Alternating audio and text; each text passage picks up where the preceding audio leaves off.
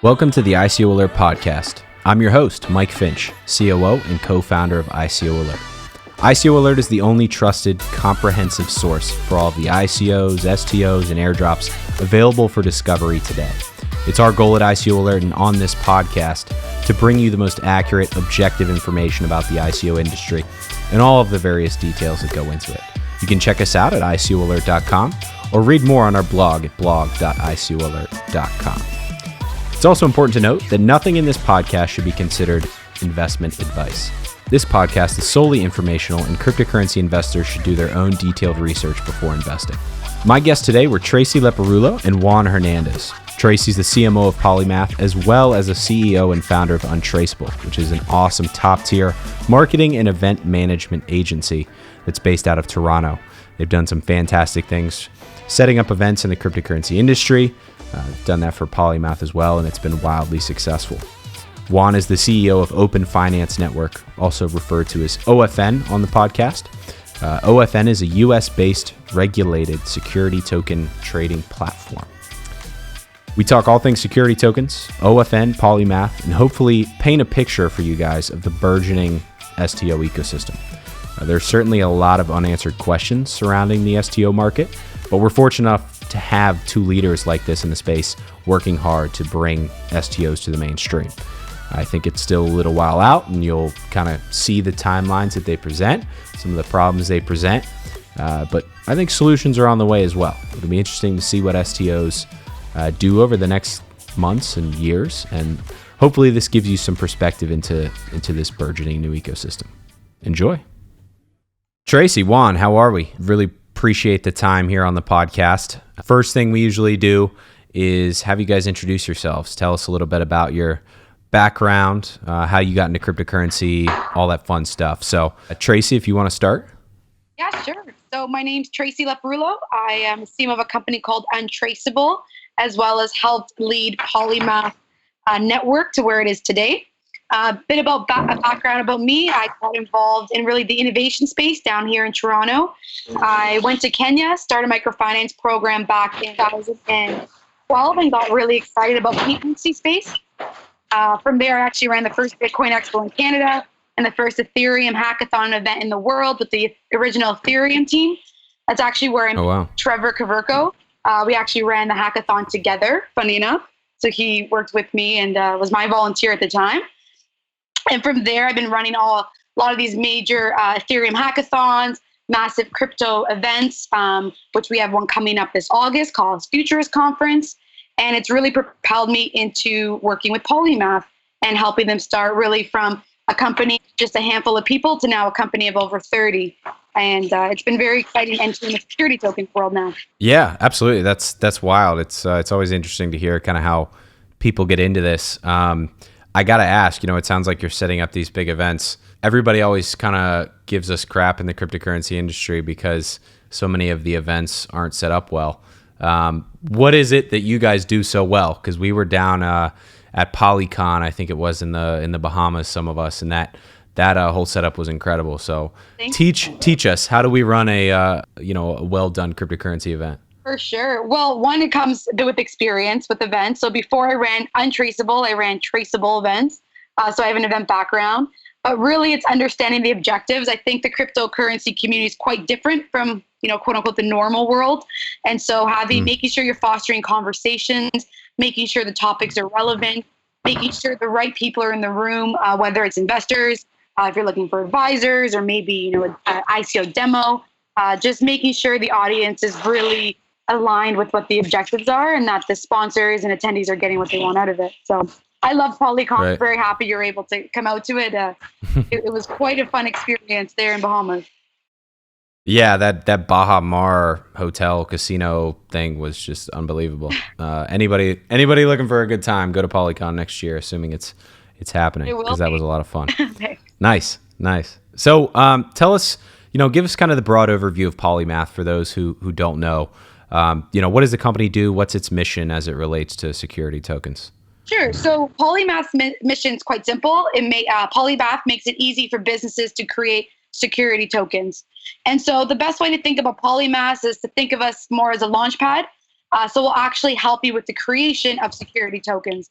When it comes down to secondary markets or all these other third-party services, we work with partners like OpenFinance, but we really are the help with the creation of the security token.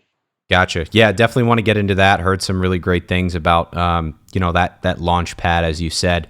But first, Juan, tell us a little bit about your background, how you got into cryptocurrency and what OFN is doing. Sure. And thanks for having me on the podcast. My name is Juan Hernandez.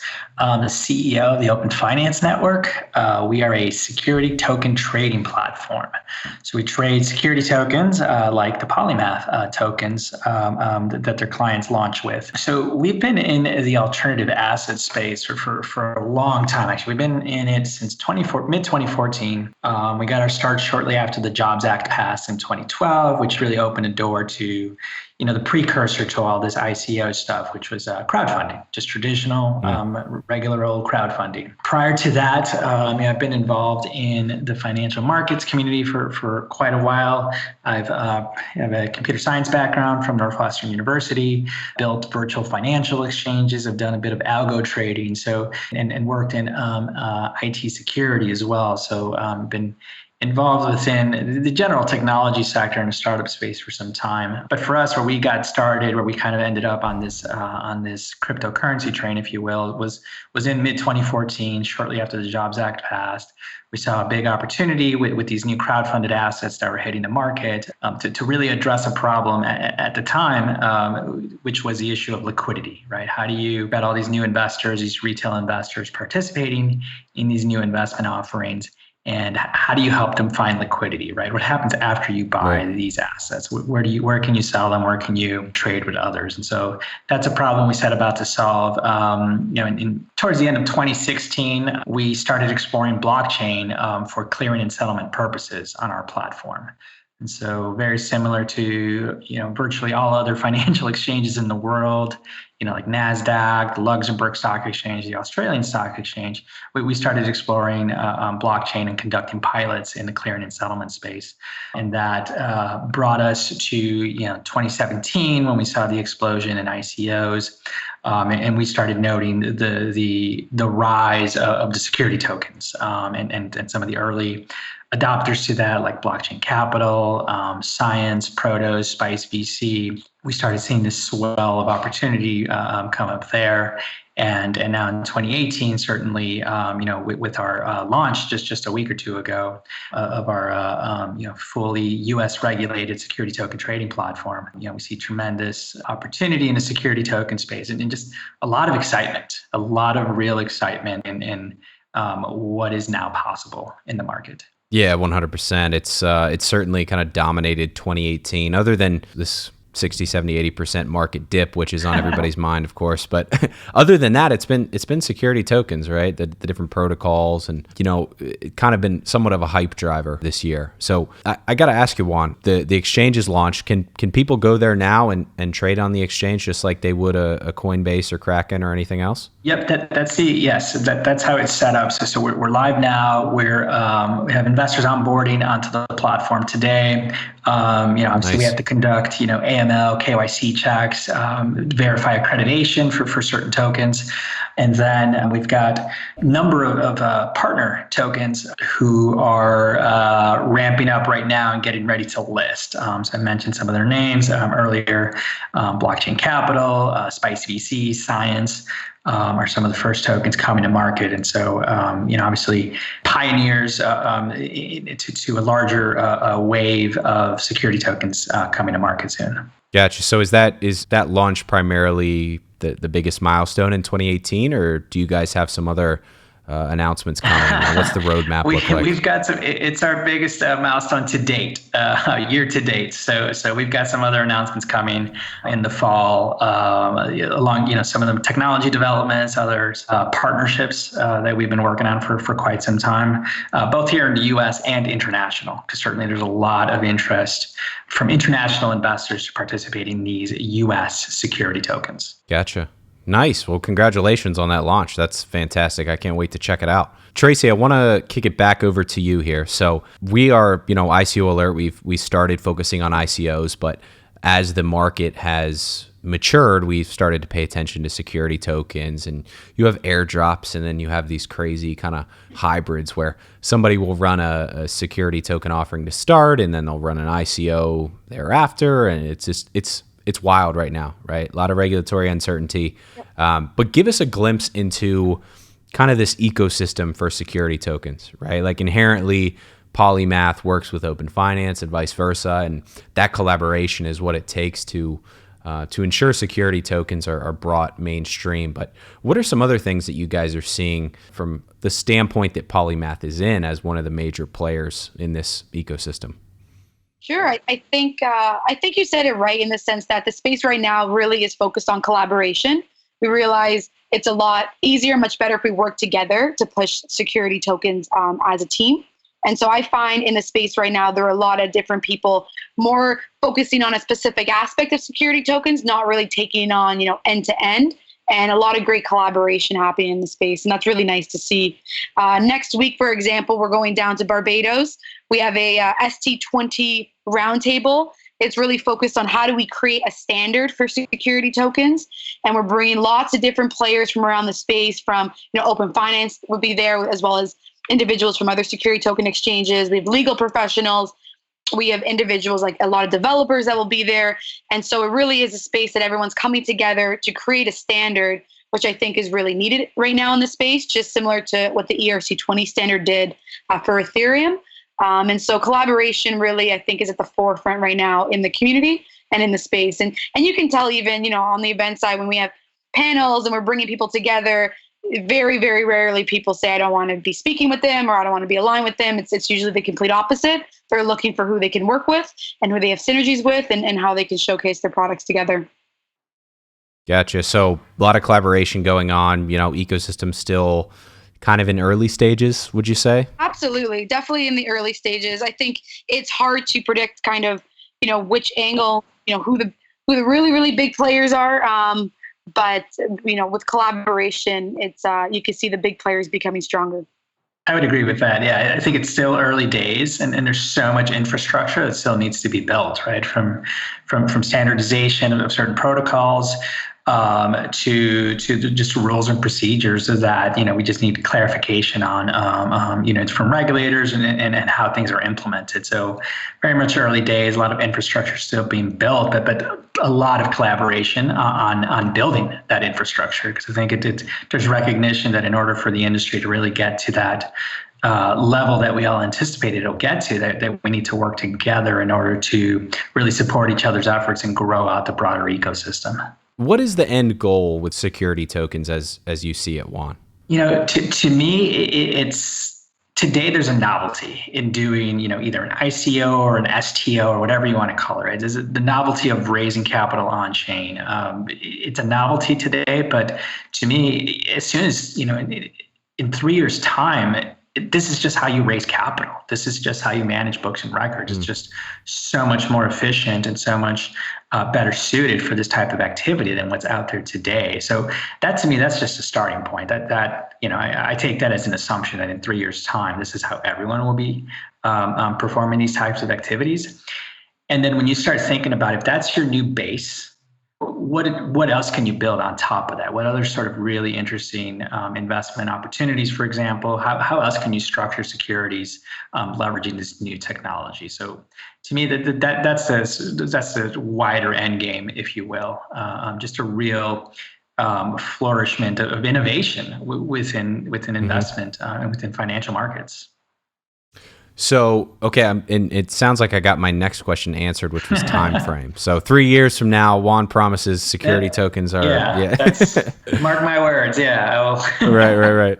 Everybody's doing that these days, so we won't hold you to it. But a follow-up question to that, Juan, is that I talked to some folks who maybe they're in like the fund space, right? And a lot of them see security tokens as, being the best route for traditional companies to come in and kind of tokenize their equity. It steadily improves the current the current exchange process. And then, correct me if I'm wrong, but along the lines of innovation, do you also see security tokens being present in more of like a startup realm as well, where brand new ideas, brand new concepts can come out. They can run a security token and raise money that way.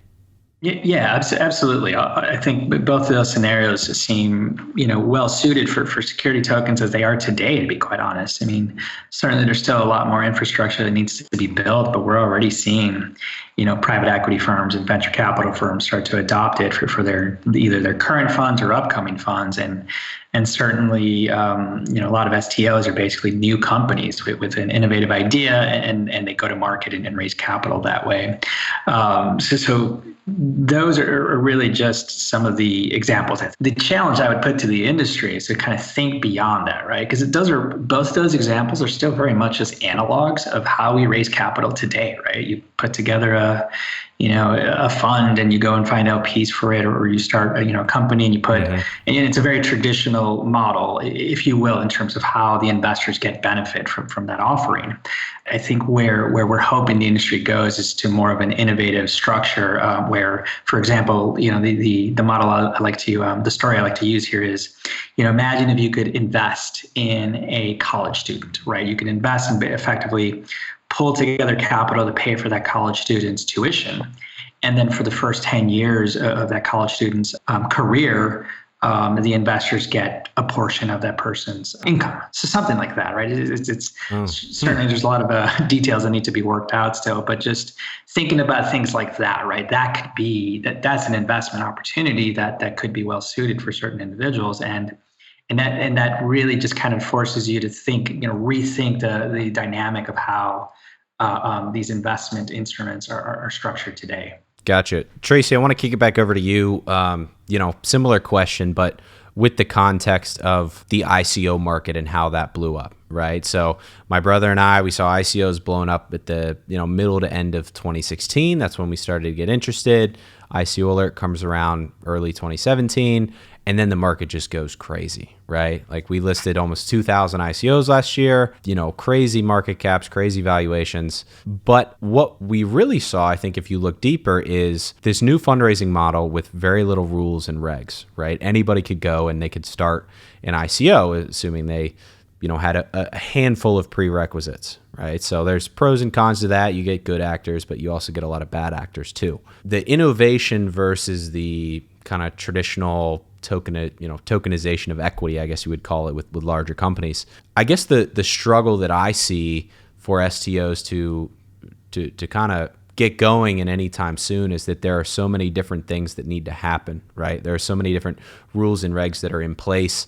Custody is a big issue. There are all kinds of different things that have to happen that I think will, through collaboration and a lot of the things you guys are doing. But that would be my biggest concern, is that there are too many things kind of holding down some of the innovation when it comes to security tokens, that ICOs weren't, at least at first, there was no need for them to do that, right? It's kind of the wild, wild west, and still is in a way. So what's your opinion on this? Where do you see the end goal? Where does Polymath see the end goal for security tokens? Sure. I think there definitely was obviously a huge boom with the ICOs. It's a great way to fundraise for your company. I do think there are, of course, a lot of regulatory uncertainty in the space, but I actually think in a lot of ways it can help security tokens. And so I think, at the beginning, there's a lot of people who are unsure about the future of it. And when I think about being back in the day, even, when Bitcoin was really big years and years ago, there was still so much uncertainty, but it was just so resilient. And because people were able to work together, were able to overcome. And so I don't necessarily see that as a big factor of not pushing security tokens forward. I think for a company like Polymath, it actually works in our favor because we're making it compliant and regulatory. And so part of the platform is to help make people feel more confident and make it easier to issue regulatory and compliant tokens. So you have to do A, B, and C in order to be compliant, and we help you do that. So we actually think, the regulatory landscape, of course, every time there's an announcement, we see the price go a bit different in terms of, the whole crypto space. These announcements, change everything. And it will be like that for the next little while. I don't think it'll be like that as long as we think it is. I think the space moves quite quickly. But I think in a lot of ways, it's actually going to shift the market from ICOs to security tokens, because people want to inherently not have that risk of, are they doing something that they shouldn't be doing? Let's do it in a regulatory way. And let's use companies that are doing it that way. So I actually think in a lot of ways, it's helping the security token market, the companies within it, because they are following the rules and working within the guidelines. Right. So let's say then regulation comes out in favor of, the growth of cryptocurrencies and ICOs. Do you think security tokens would be at risk, or do they present something different, and will the ecosystem kind of be up and running by the time that happens? I mean, we keep hearing about regulation, but all we seem to get are kind of like informal chats at conferences. Yeah, I think the space is large enough for everybody. I think there are very inherent differences between a security token and someone who's running an ICO, and I think there's space for both of them.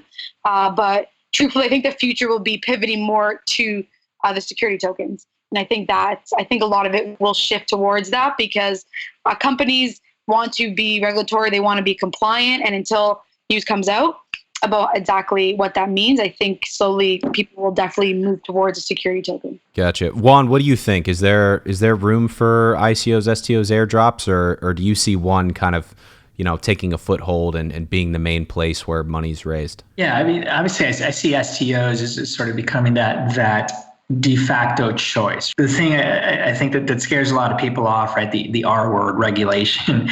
Really regulation's it's not meant to be onerous, and it's not meant to be restrictive or innovation killing. And regulation is really about investor protection, at least in this scenario, right? It's about consumer protection, really. When people drive home, they're driving in a car that was built to a regulatory specification, right? On rules that are built to, again, regulatory specifications. They fly on a plane, et cetera, et cetera. So, regulation just has a very bad rap in financial markets.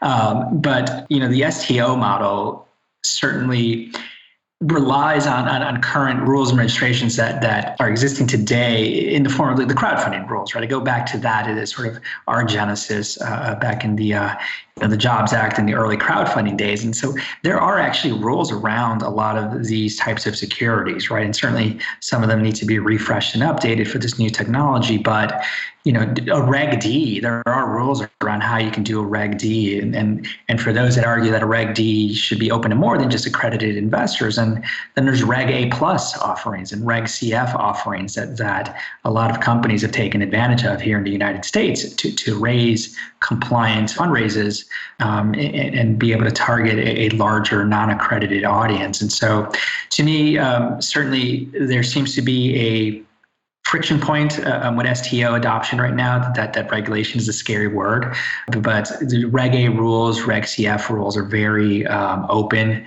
and very founder friendly, if you will, startup friendly. So that gives access to these small companies, gives them access to these private capital markets so that they can grow their business or their company. So I do think, STOs are the default model now, and it's just a matter of getting a bit more education out there so that there's a wider scale adoption across the board.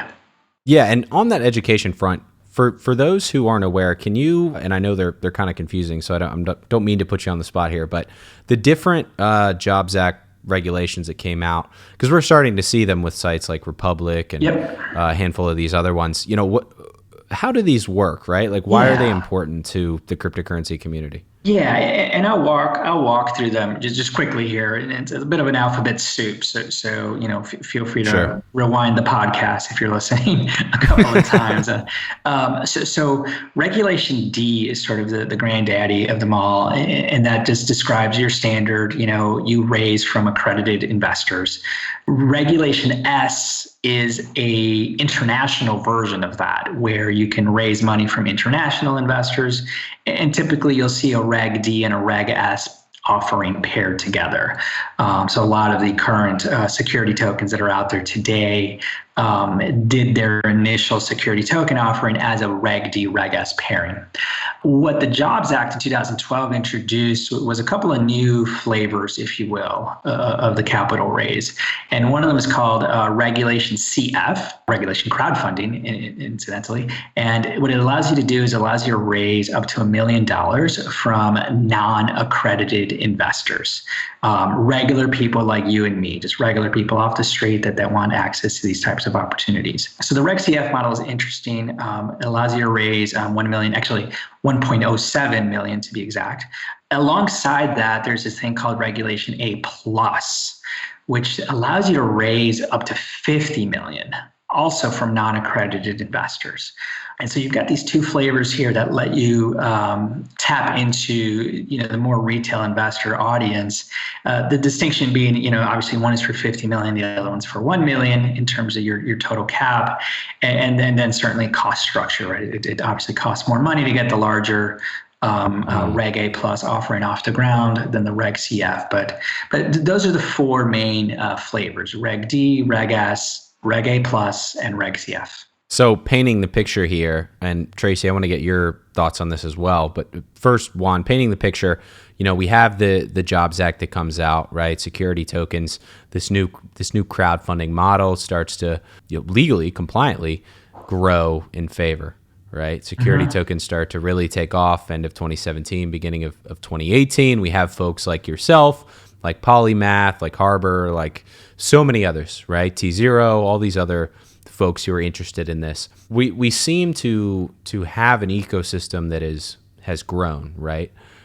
But to me at least, and it might be to some of our listeners, kind of the timeline or the roadmap for what is needed to take security tokens to the next level still seems unclear. So I'm sure there's many, but what do you see as the biggest thing holding back serious adoption of security tokens right now within the cryptocurrency community, outside of the cryptocurrency community? Yeah. For me, it's two things. One, obviously, further regulatory clarity that always benefits all the participants to just have more clarity on how they can operate. And then the issue of custody, honestly, I think that's something that's still a little problematic across the board, not just within security tokens, but within the broader cryptocurrency markets. So those are kind of the two big elements. And I guess education, if I'm going to throw a third one in, education's a limit, right? Because you still need to be very tech savvy, if you will, to really kind of start adopting this new mechanism.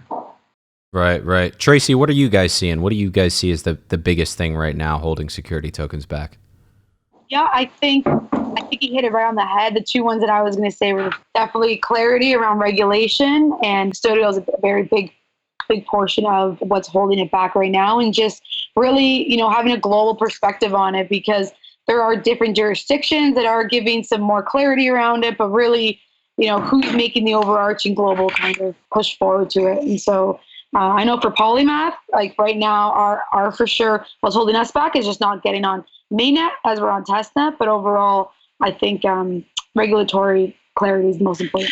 Gotcha. When is mainnet expected for Polymath, and what do you guys have coming the rest of this year?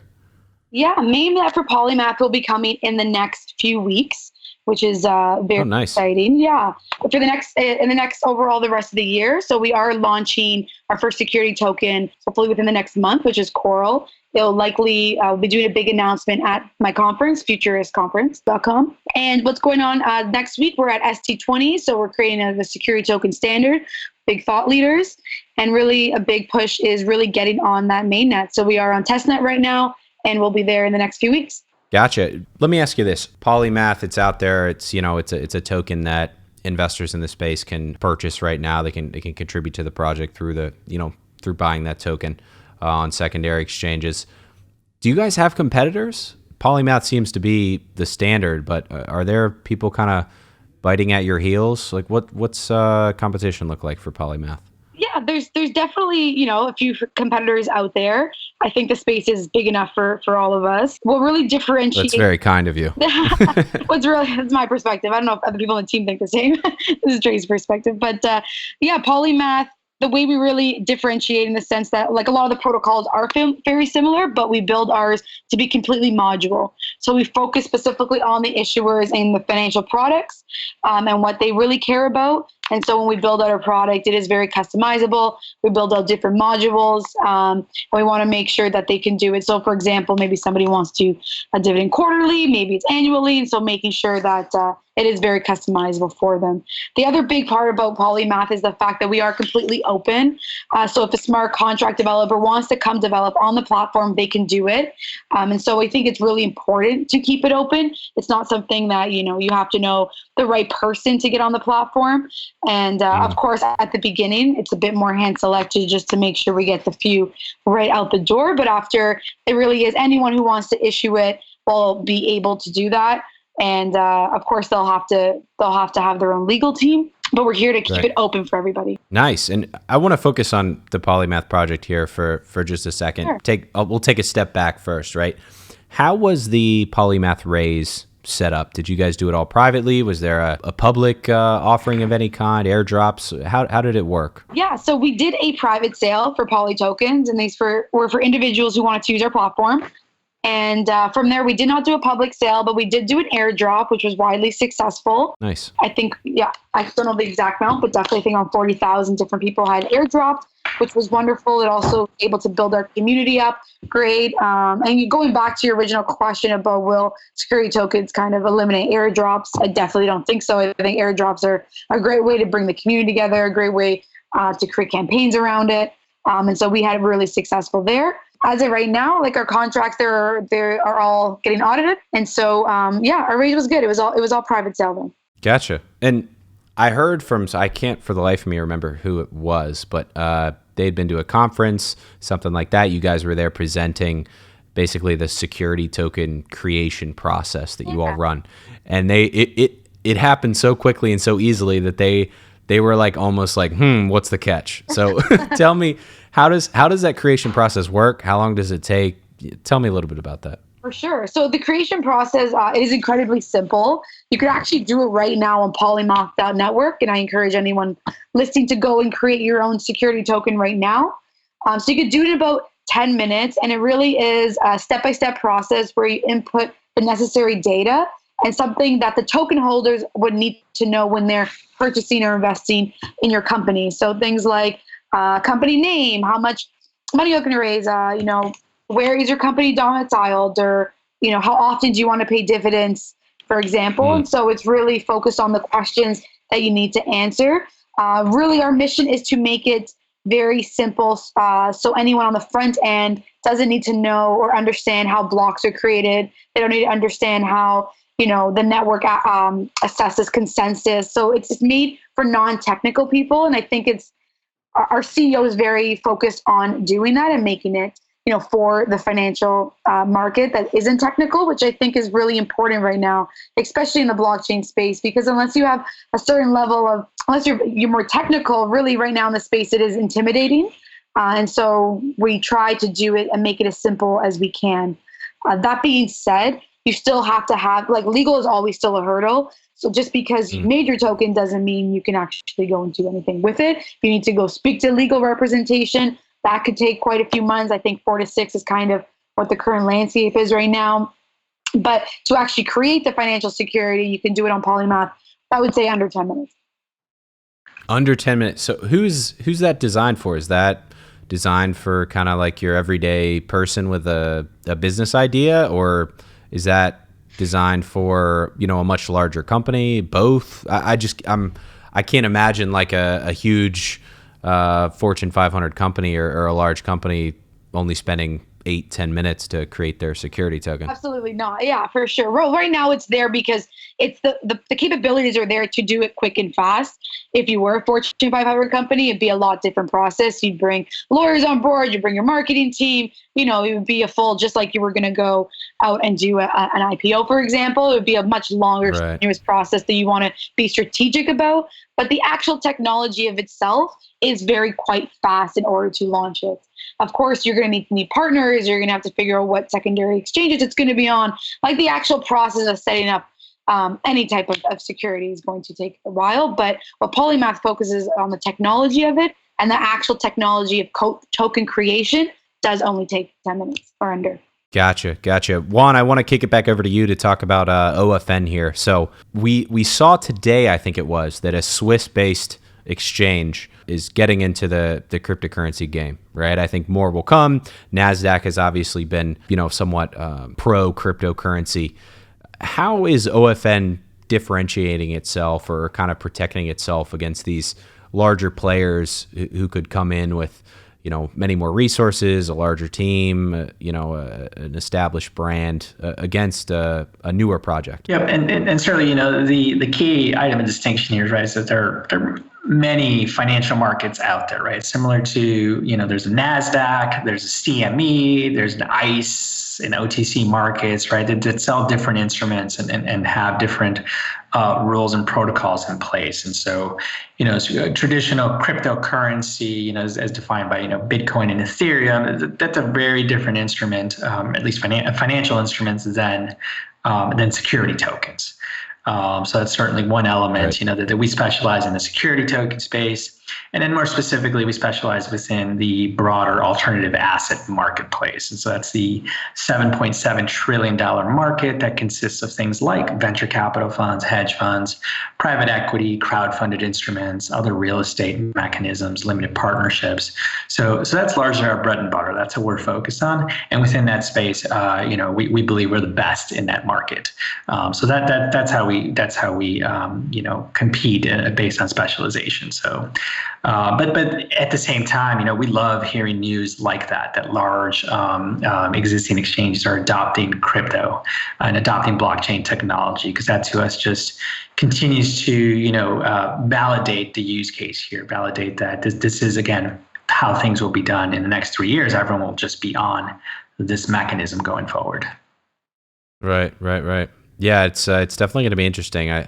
The joke we have kind of each ICO Alert team member to their family who doesn't get it. They just think we're, speculating on Bitcoin or something. The joke is that every day is a week and every week is a month. And a lot of that has to do with these large announcements where in the traditional space, that'd be a huge boom, something you'd see every month or every quarter, not something every other day or every week. So it'll be interesting for sure. Yeah, the space it's moving very fast, but at the same time, I think Tracy and I touched on this earlier, it's also moving very slow in terms of certain elements. It's just a very interesting juxtaposition and a very exciting time in the market. Right. So let me ask you this, because it continues to still happen today. Exchanges are still getting hacked. You would think Mt. Gox happens, Bitfinex happens, everyone kind of learns their lesson. What is the main reason that funds are being lost or stolen? Like what are exchanges not doing, and what is OFN doing to make sure that doesn't happen? Yeah, certainly a lot of the existing custodial exchanges kind of have had, there's a lot of history of those custodial exchanges running into these problems. Certainly there's different elements, lack of security, different protocols and mechanisms, challenges in how they do wallet integration, for example, and that being a weak point of entry. That being said, it should be noted that there are also several exchanges that to date have not been hacked, and you can look to them for best practices and how they handle their custodial mechanisms. For us, initially, we're actually a non-custodial exchange platform, and so we're not necessarily subject to that, those types of mechanisms that might come into play there. So for us, certainly as we look to the future and look towards how custodianship solutions evolve, we do think that there'll be mechanisms there for investor protection. Simple things like if you lose your keys, you're kind of SOL right now. That doesn't really create an environment that the main street investor will want to participate in, right? That level of uncertainty. So we do think as part of that, the custodianship solutions that evolve, we'll see better solutions put in place for investor protection. Gotcha. Yeah, and sticking to that custodial line, you guys both brought it up. One, I want to start with you. Custody, you talk to folks in the cryptocurrency industry, outside of the cryptocurrency industry. It's one where people kind of shrug. They don't know what's going to happen. Is it a stalemate right now? Like what solutions are out there that are viable or are attempting to solve this problem? The current substitute, I guess, that everyone's using is basically self-custody, right? Everyone's holding their own tokens, their own keys. Certainly, I think that's well suited for certain retail investors, but the larger institutional players don't necessarily like that environment. So, we're starting to see some innovative solutions come from, folks like BitGo and Kingdom Trust, and some other trust companies and banks are starting to step into this space and trying to provide solutions. So to me, again, a week is a day is a week in this space. I think we'll see some viable mechanisms come forward soon. And what I think will be even more interesting is that there won't necessarily just be a one-size-fits-all type approach. I do think there will be a couple of different viable options on the table. Some of them, running a range from self-custody, cold storage, and other types of mechanisms. Gotcha. Tracy, we saw an announcement finally, or at least a launch from Coinbase in their custody program. Have you guys spoken with them at all? Like what's that program looking like? And could Coinbase be a solution for this custody problem? Ooh, that's a great question. I don't know the answer to that. I don't know if I'd be the right person to answer that question on our team, but definitely I think, if Coinbase is doing it, they're a leader in the space. Quite a few people will follow. I think with security tokens, though, it is a bit different in the sense, for example, if someone steals your Apple stock, they shouldn't get paid dividends next quarter on your Apple stock. And that really comes down to, ensuring KYC's there and maybe add an identity to it. So I think it's a problem that will truthfully get solved. It reminds me again back in the day when people had all these different concerns about cryptocurrency, and fast forward to today, they've all been solved, all these basic issues. And so third-party companies will come in. Coinbase, what they're doing is great, and I can't really speak to what Polymath's doing with Coinbase. Sure. Yeah. No. Well, maybe we'll see an announcement down the road. You never know, right? Yeah. Cool. Well, the final point then that I wanted some perspective on from the both of you, alongside custody, you guys mentioned kind of this regulatory uncertainty, right? What is it that needs to happen, right? If I'm a retail investor and there's a certain piece of news either on the custody front or the regulatory front, what is it that would be a huge value add, a huge bombshell for the STO market? Yeah, I'll jump. I mean, it is honestly, it's a tough question because it's almost we know what we don't know, if you will, but there's a lot of unknowns, right? There's a lot of unknowns, so that we still just haven't these areas just haven't been touched on yet, which to me is very exciting. We were just in our lawyer's office the other day, just kind of running through a couple different scenarios of securities law that quite frankly just never accounted for this type of technology that allowed for this freedom and this interoperability of data and information. It's that true democratization of finance that overused term, but we're kind of there now and it creates these interesting conundrums within securities laws that just could not conceptualize this type of mechanism occurring. So back to the question, it's really just, honestly, it's just going to have to be just the clarity and then providing examples specific to certain use cases. So how do you do certain offering aspects entirely on chain, right? Right. Polymath, you guys use an ICO, and I think there was someone else who's working on kind of rethinking the airdrop process, rethinking the airdrop process and making it fully compliant to today's securities laws.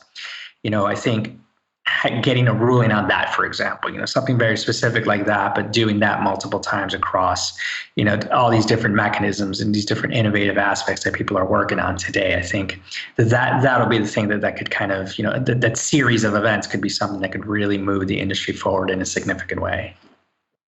Gotcha. Fantastic. Well, this has been great. I know you both are super busy, so I don't want to hold you for too long here, but wanted to start.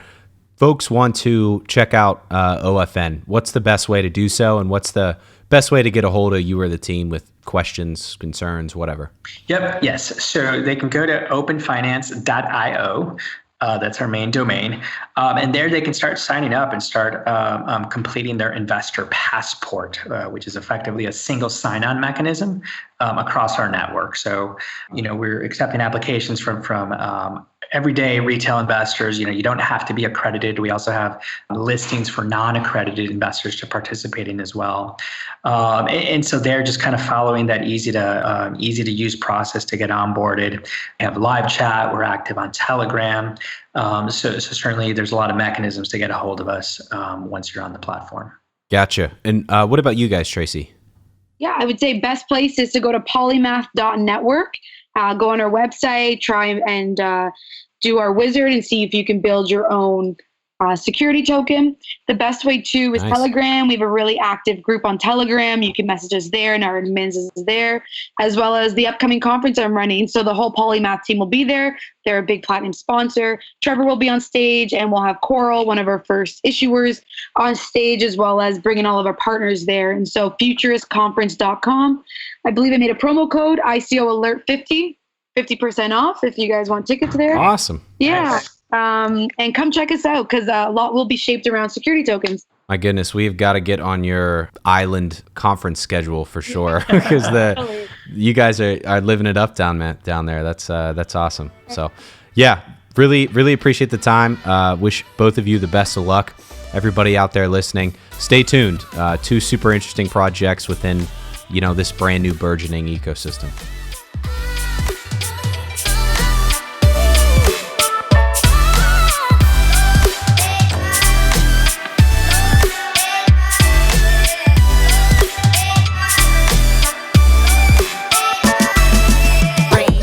ICO Alert maintains the only trusted comprehensive list of pre-ICOs and initial coin offerings. This Pittsburgh-based startup has grown to serve over 1 million users in less than a year. But how did it get started?